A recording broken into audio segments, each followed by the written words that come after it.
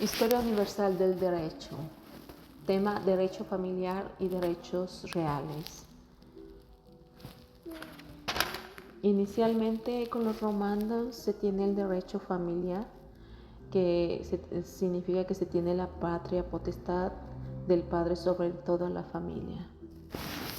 La familia se tiene el mando del padre. Esto es una familia patriarcal y monogámica.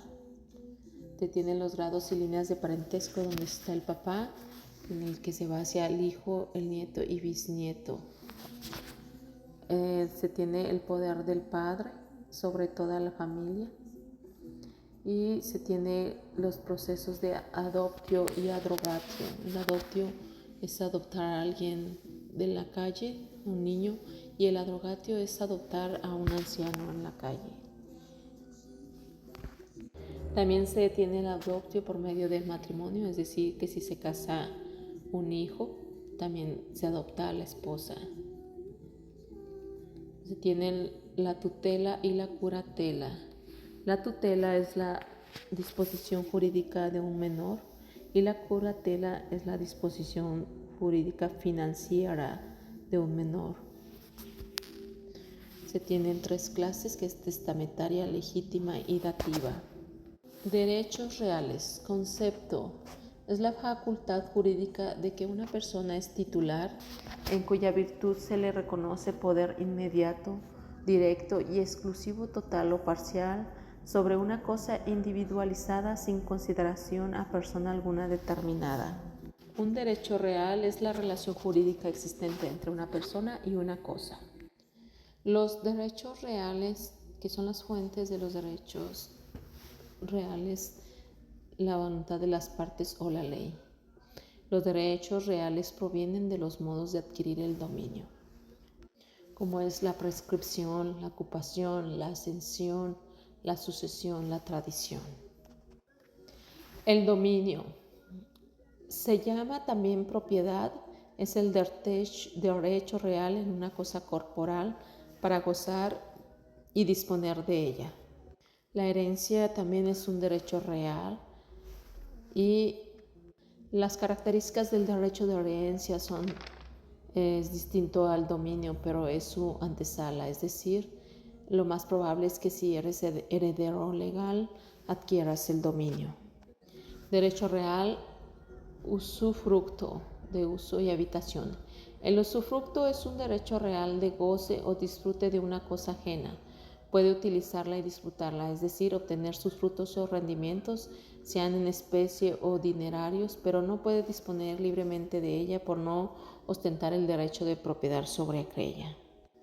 El derecho de uso es derecho real que consiste generalmente en la facultad de gozar de una parte limitada de las utilidades y productos de una cosa. Si refiere a una casa y la utilidad de morar en ella, se llama derecho de habitación. Otro derecho legal son los de servidumbres activas, como sería la servidumbre predial o simple servidumbre.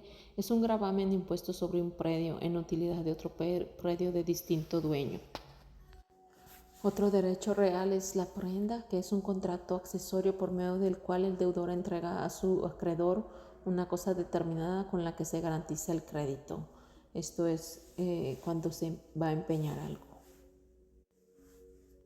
Tenemos también la hipoteca, la cual no podrá tener lugar sino sobre bienes raíces que se posean en propiedad o usufructo o sobre naves.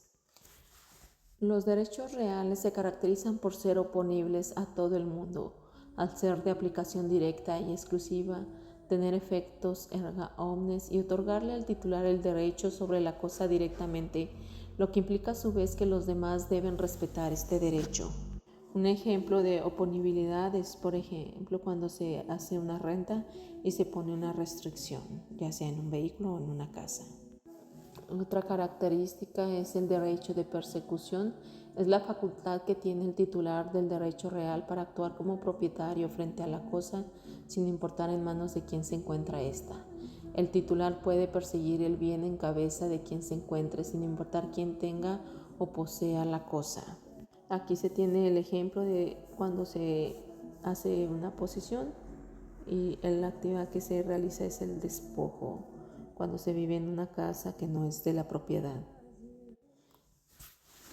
Tema: obligaciones, convenios y contratos.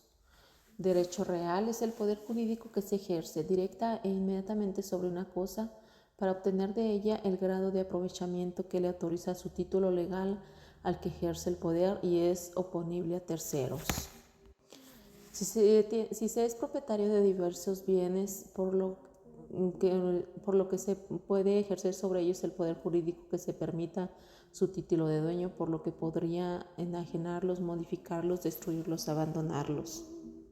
Los titulares de otros derechos reales ven reducidas sus facultades en el ejercicio del poder jurídico que ejercer sobre las cosas. Por ejemplo, el titular del derecho de usufructo cuenta con el uso y goce de una cosa, pero no la disposición sobre ella, por lo que no puede vender la cosa o destruirla. Elementos del derecho real. Inciso A, la persona titular del derecho. Inciso B, la cosa que es objeto del derecho. Inciso C, el poder jurídico que la persona ejerce sobre una cosa. Derecho personal. Es la relación jurídica entre dos personas, una llamada acreedor, que es un sujeto activo, que está facultado para exigir de otra persona determinada, llamada deudor, sujeto pasivo, una prestación que puede consistir en un dar, hacer o no hacer, que es el objeto del derecho personal, es decir, una determinada conducta del deudor en favor del acreedor. Elementos del derecho personal. Inciso A, los sujetos, el acreedor y deudor. Inciso B, la relación jurídica que los une.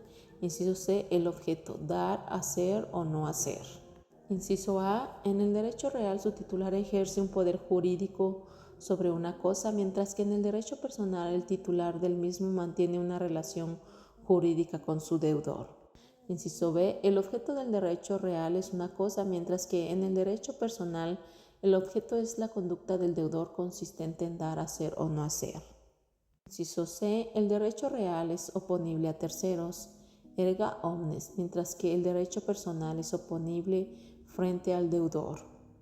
Inciso D, el titular de un derecho real cuenta con los derechos de preferencia y persecución para ejercitarlos cuando sea poseído de la cosa, mientras que el derecho personal otorga al acreedor el derecho de exigir de su deudor el cumplimiento de su obligación. Fuentes de las obligaciones. Concepto. Se llama fuente de una obligación el hecho que la produce. Así, si la obligación nace de un contrato de compraventa, su fuente es el contrato. Si la obligación se origina en el daño causado intencionalmente a otra, obligación de indemnizar, su fuente es el delito. Tener claridad sobre la fuente permite conocer el motivo por el cual una persona está obligada y la naturaleza de esa obligación. Fuentes de las obligaciones. Clasificación. Las obligaciones nacen ya del concurso real de las voluntades de dos o más personas, como en los contratos o convenciones, ya de un hecho voluntario de la persona que se obliga, como en la aceptación de una herencia o legado, y en todos los cuasicontratos, ya en consecuencia de un hecho que ha inferido injuria o daño a otra persona, como en los delitos, ya por disposición de la ley, como entre los padres y los hijos de familia. Delito. Un hecho que ha inferido injuria o daño a otra persona. Fuentes de las obligaciones. Clasificaciones de las fuentes de las obligaciones. Como se mencionó anteriormente, no existe unanimidad frente a la clasificación de las fuentes de las obligaciones. Para mayor claridad será mencionar lo que la doctrina ha establecido.